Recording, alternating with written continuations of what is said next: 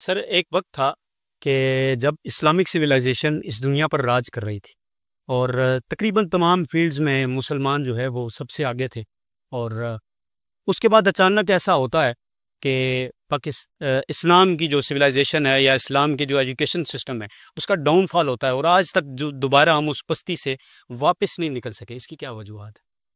مجھے وہ شعر یاد آ رہا ہے کہ مگر وہ علم کے موتی کتابیں اپنے آبا کی جو دیکھے ان کو یورپ میں تو دل ہوتا ہے سی پارا. تو یہ ایز سچ ہوا بھی ہے اور کچھ کیا بھی گیا ہے. ہوا یہ کہ جب یہاں پر 1947 میں یہ نوآبادیاتی نظام جو ہے وہ پچھلی صدی کے وسط سے یہ شروع ہوا. پچھلی صدی تو نہ ہوئی نا، یہ 1857 کے لگ بھگ مغلیہ دور کا جب خاتمہ ہوا تھا. تو اس وقت دانستہ طور پر یہاں پر جو مروج نظام تھا، ہمارا مدارس کا نظام، ان کو تہس نہس کیا گیا، اس کو برباد کیا. آتش خانے جو کتب خانے تھے ان کو آتش خانہ بنایا گیا، ان کو جلایا گیا.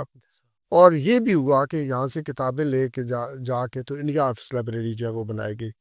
مولویان کو، علماء کرام کو، ایون حفاظ کرام کو پھانسیاں دی گئی، اور تو بنیادی طور پر وہ جو پرانا نظام تھا اس کو تباہ کیا گیا.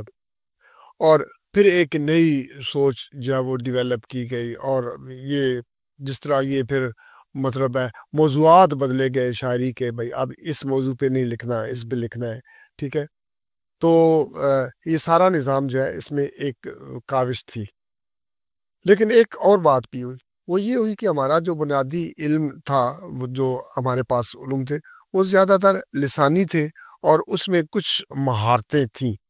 جب اس میں ٹیکنالوجی کا جو عمل دخل ہوا، مثال کے طور پر میں یہ کہتا ہوں کہ جب یہ چھپا خانہ آیا تو ہمارے اپنے لوگوں نے اس پہ فتوے دیے کہ یہ جو ہے یہ حرام ہے، کہ یہ ایک قسم کی سطح راہ جو ہے وہ بنی.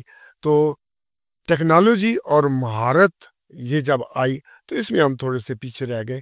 ورنہ جو لسانی علوم تھے، اور قدیم میرا اپنا جو میری پی ایچ ڈی ہے وہ ایک قدیم علم پہ ہے، تاریخ گوئی پہ ہے. تو میں سمجھتا ہوں کہ وہ اس میں مسلمانوں کی مہارت ایسی تھی جس میں پوری دنیا میں جن کا کوئی ثانی نہیں تھا. لیکن ٹیکنالوجی میں اور سکلز میں یہ جو ہے وہ پیچھے رہ گئے.